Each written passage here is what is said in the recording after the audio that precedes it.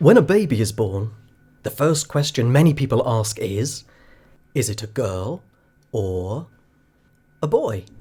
Well, actually, it's a baby. A box is ticked and a label is attached. It might seem from then on that everything is mapped out. Society tells us that boys are supposed to be and girls are supposed to. But it is not always this simple. Lots of people can feel trapped by these ideas and challenge the stereotypes by breaking out of the boxes they were put into. So, is sex the same as gender? Sex is about biology. A person is given a label of male or female based on their body parts, hormones and biology. Gender identity describes how you think of yourself.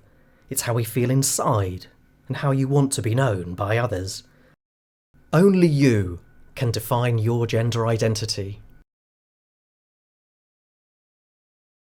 So it's not just male and female, there are so many in between. You might be non-binary or gender fluid. For me, gender is a way of understanding yourself and seeing yourself and relating yourself to other people and seeing what your place should be in the world. Gender, to me, in 3 words, is unique, individual and fluid. What I would choose to represent my gender is silver holographic foil, the kind that reflects light and refracts it into rainbows when you adjust it with the light. If pink is for a girl and blue is for a boy, then for me it's silver. I've brought along an egg because what you see on the outside isn't always what you see on the inside, and you may be putting on a layer on the outside. Society can judge you by the way you present your gender. So they might see you as a male, but you might identify as a female. It's not judged by society, it's about how you feel. For me, gender isn't what other people see you as. For me, gender isn't 2 set of ideals. It's a spectrum.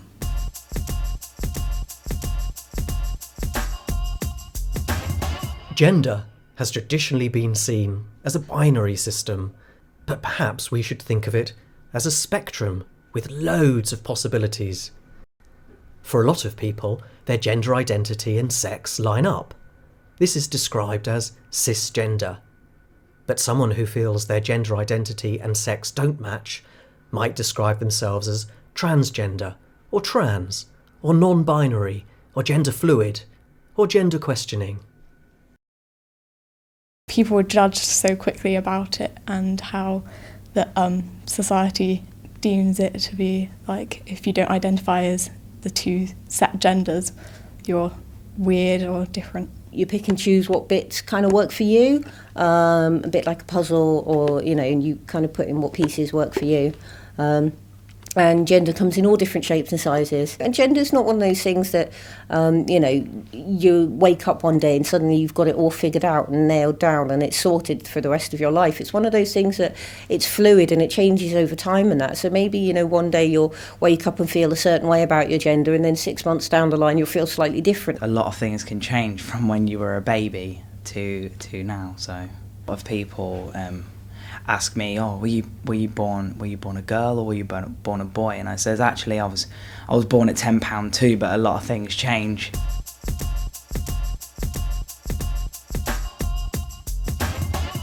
You might be unsure or questioning your gender, and that's okay. Gender expression is how you present your gender, through your actions and how you dress.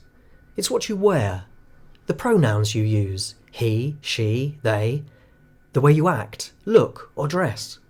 Gender expression is unique and individual. The only thing that limits a person is their imagination. Some may express their gender through the clothes they wear, through how they act, through their pronouns.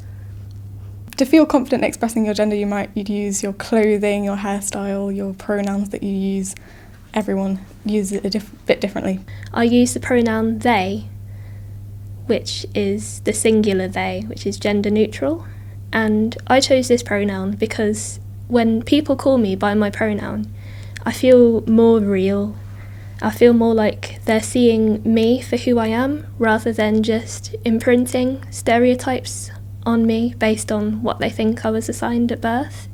They're seeing me for who I am, they're accepting me, they're respecting me, they actually see me the way I see me, and they're not forcing me to see myself and present myself in the way that makes people the most comfortable.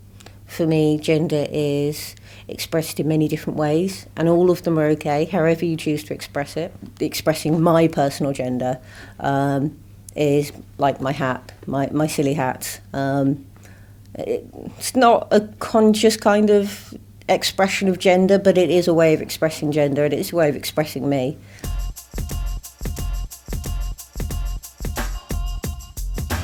I was told I was a boy, but as I have grown up, I've come to know I'm a girl. I call myself a trans girl. In order to match my sex with my gender, I am transitioning, which means I want to change how others know me. Part of my transition is for me to change my name, pronouns, and some of what I wear. It means it is important that you call me she when you talk to and about me. Transition means different things for different people, and not every trans person wants to transition. Some trans people have support from medical professionals, but for the moment I'm happy as I am. I'm a person just like you. I'm a girl who happens to be trans.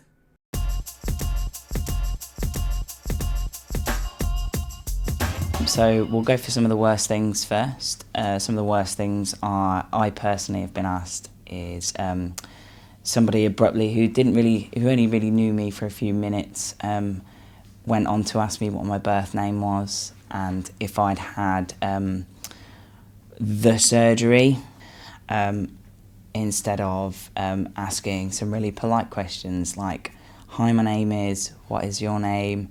Do you have any preferred pronouns that you'd like me to use?" Just general human, I'm meeting you questions like, where are you from? What do you do? Do you study? Do you work? They are generally questions that just make you feel a little bit more comfortable in yourself, because we're all human beings and we should all talk to each other like human beings. Best things to ask is about pronouns, asking people what pronouns they prefer, what name they prefer, asking people what help and support they might need. Listen to them, use their preferred pronouns. If they've asked you to specifically do something or not do something, then try your best to follow those rules that they've put in place. If you do something wrong, apologise, but don't make a big deal out of it. I've been asked on more than one occasion, so what have you got down there? And it's like, trousers. Believe them and accept what they say. Talk about it, research it, find a friend and have a long, deep conversation over a cup of tea. You know, you wouldn't go up to somebody who wasn't trans and be like, "Oh, so, I hear that you're not trans. Let's talk about that. Let's discuss this gender issue." You wouldn't do that. Don't just be scared or sink away into a deep, dark hole of scaredness. Like, go out into the world and find out the information you need.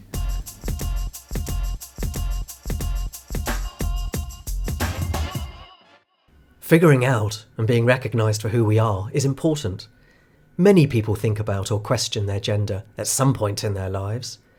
Too often, people who do not fit the stereotypical boy or girl box are ignored, harassed, or bullied. This is often because people don't understand how varied gender can be. Taking the time to learn more about and accept ourselves and others is crucial. It's important to remember we are all different, and that's okay. We all deserve respect, no matter what our gender. This applies to everyone.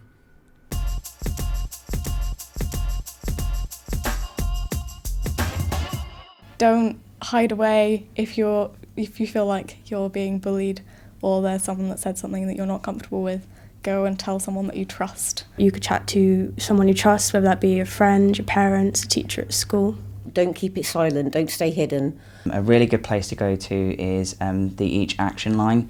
which you can call, and what they'll do is they will direct you to the relevant support networks in your area to really get you the help that you deserve. You don't have to be trans to talk about trans issues, because actually it's a discussion around gender, and everybody, whether you're trans or not, has a gender, so talk about it.